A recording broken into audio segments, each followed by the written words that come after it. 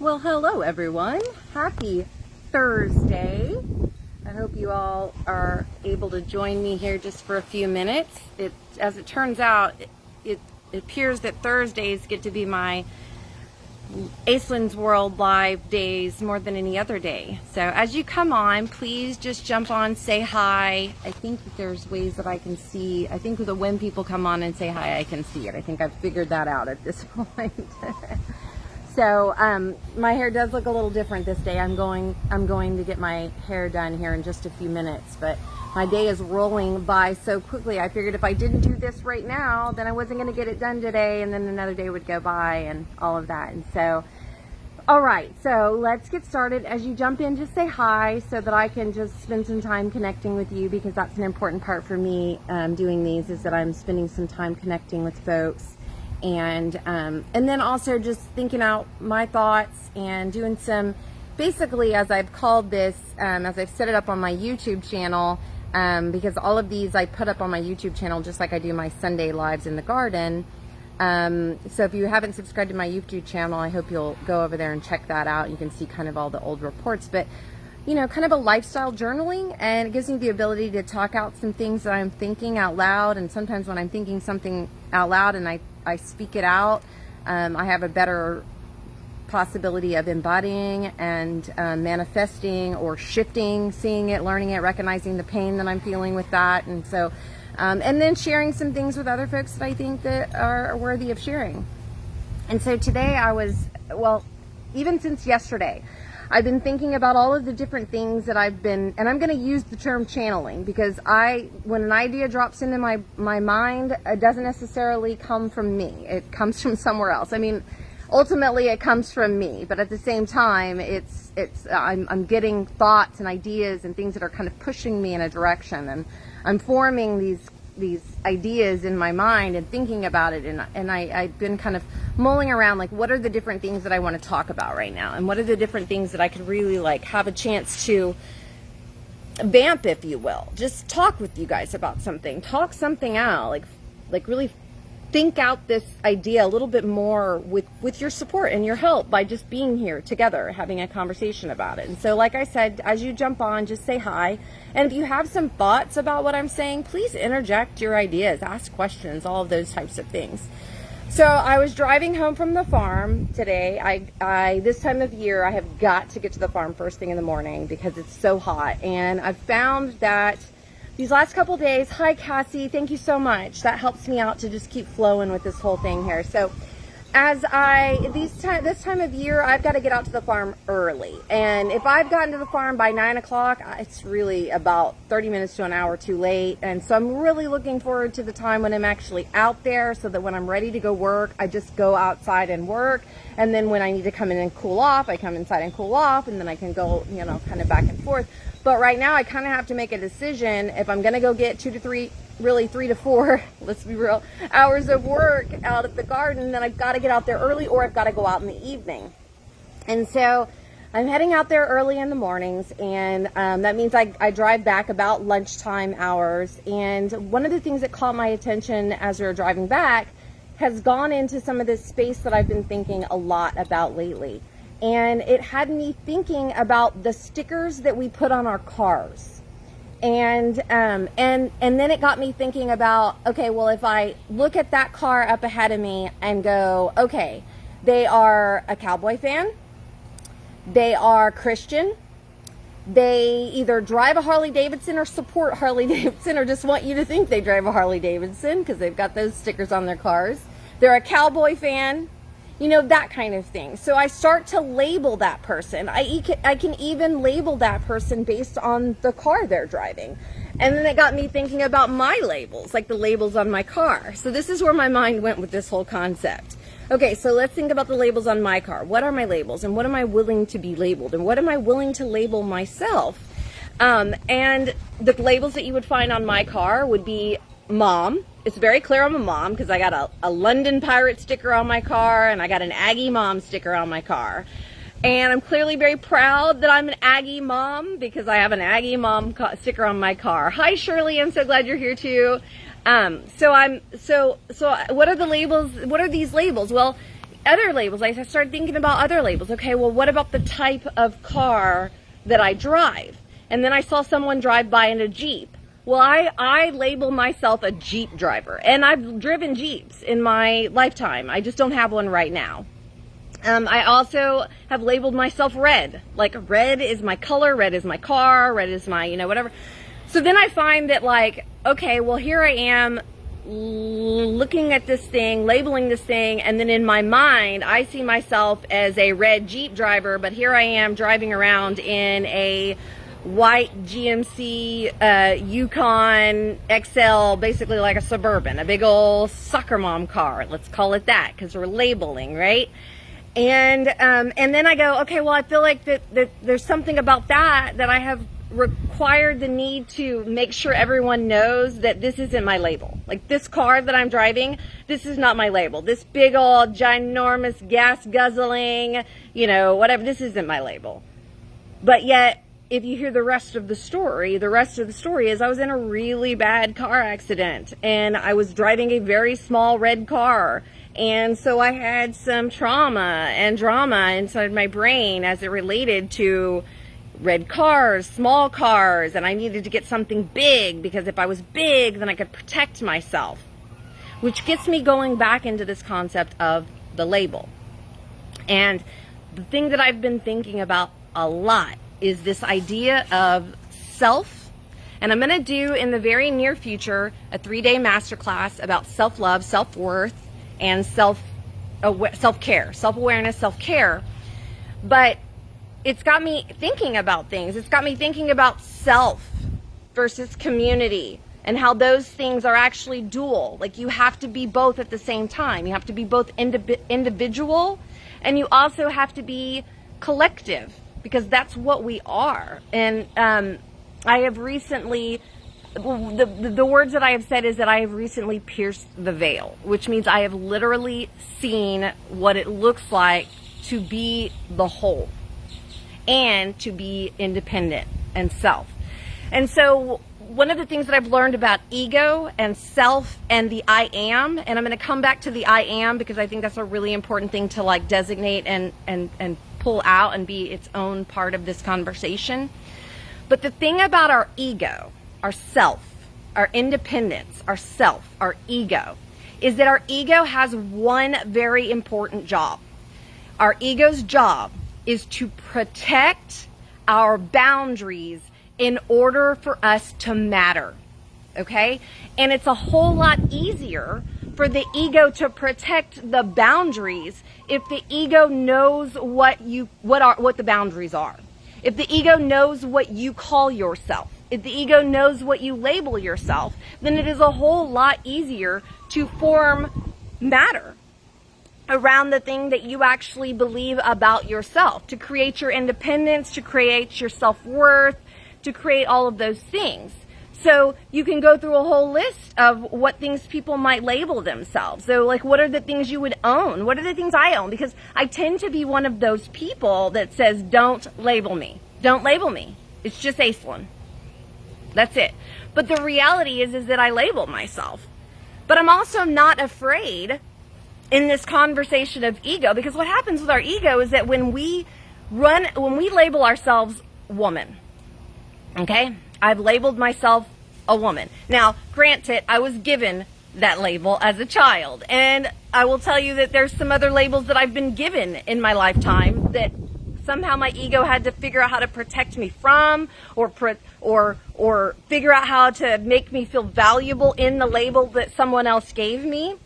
But if the idea of being a woman is my label, and a label that I'm willing to accept, if someone else comes along and says, I'm not a woman, I am a, whatever the labels are, there are a lot of them right now, right? They're all different kinds of labels that people would call themselves. In fact, we live in an era in the social media world where a lot of our children, our youth, our teenagers, our young professionals and stuff like that feel that it is extremely important to make sure that you understand that their label is this thing. Like, I literally will call myself within my social media profile, just like I label myself a gardener and a woman, someone else might label themselves an attorney and a them, rather than a she or a her, right?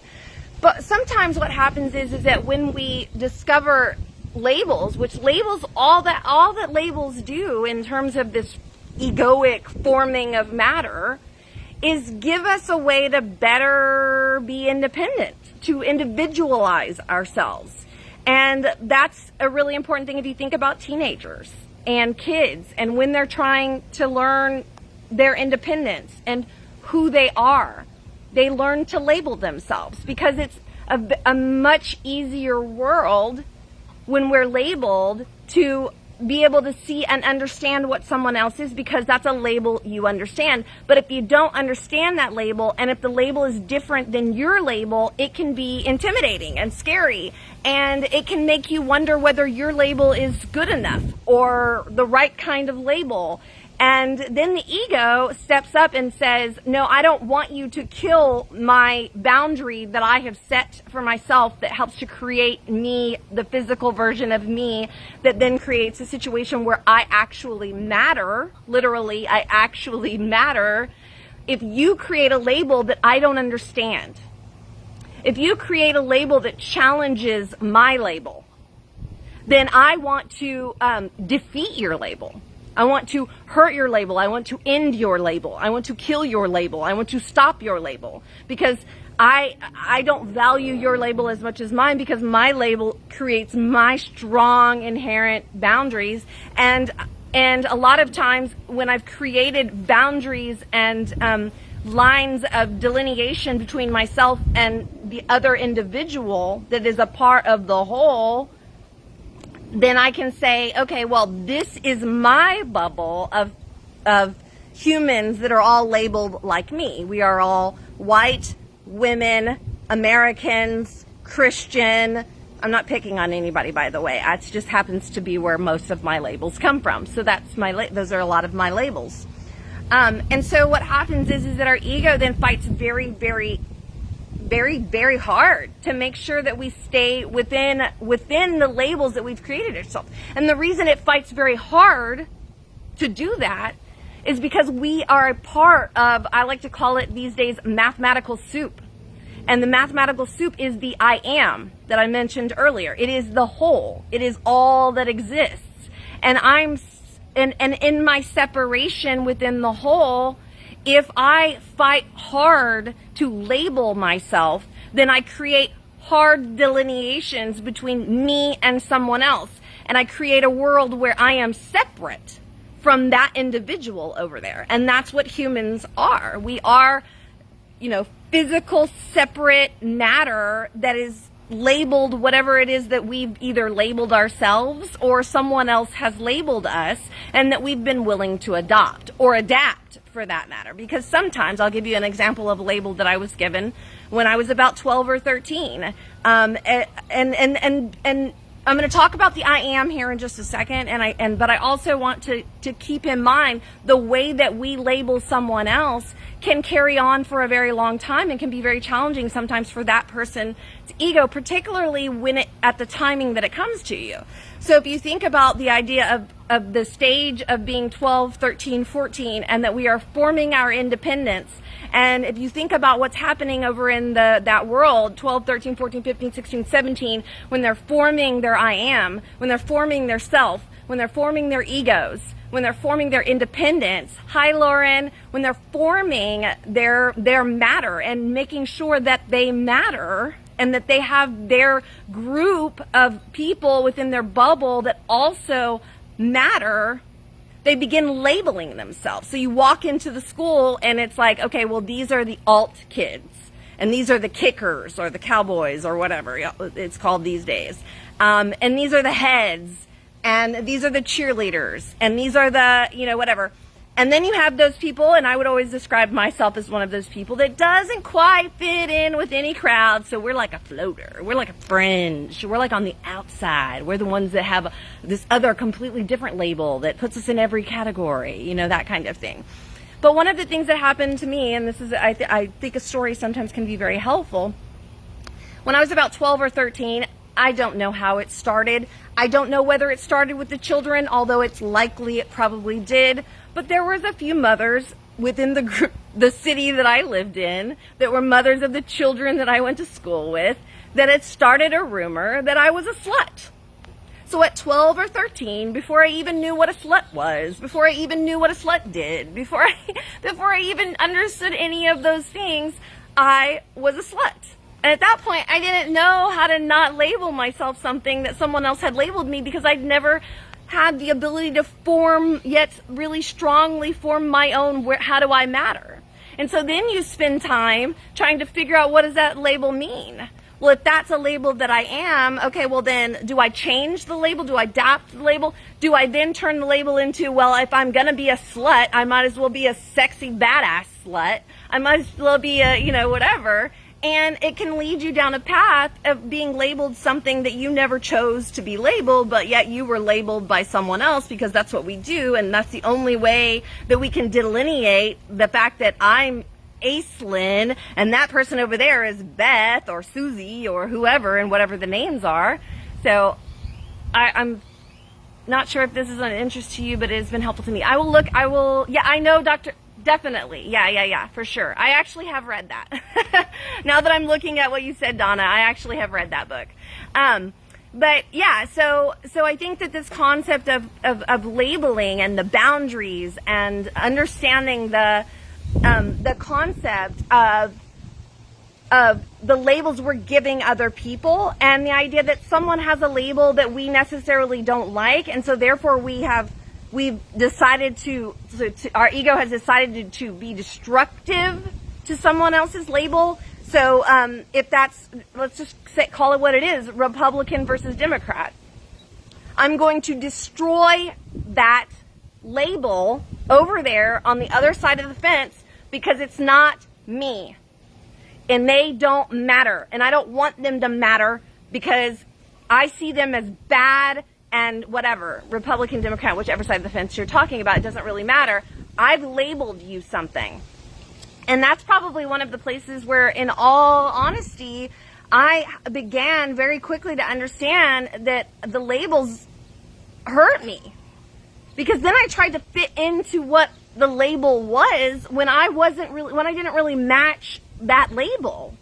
And so if I go back to the concept that I've been talking about, kind of circling around, and Donna brought up the power of I am, and understanding I am, and what is I am. And if you've studied the Bible at all, and a lot of the other, I speak about the Bible and Christianity a lot because that's the religion I was raised in, but all of the other religions have a version of I am. And I am is the name of God. And so when you're talking about you as an independent individual human being within the collectiveness, labeling yourself I am is very sacred. So what is the I am? Hi, Sean, good to see you. What is the I am? What is your I am? And I've spent a lot of time in the recent past, not just writing I am healthy, I am happy, I am a gardener, I am a storyteller, I am a flower, I am bright, I am happy, all the I ams, but to actually embody those things, because that is what I am. And it's what I am chooses to be, and living in being very careful of the labels that I'm willing to live in, and being willing to say, I matter based on the labels that I choose for myself, and it doesn't separate me from you, because I am. But it does give me the ability to create the desires around me that I want. It does give me the ability to create all of the different boundaries and things that all the other things that matter around me. But if I use the words I am and label myself, should I not be very, very careful with what I label myself as? I mean, if you think about the things that you say I am about all day long, think about the things you say I am about. I am sick. I am tired.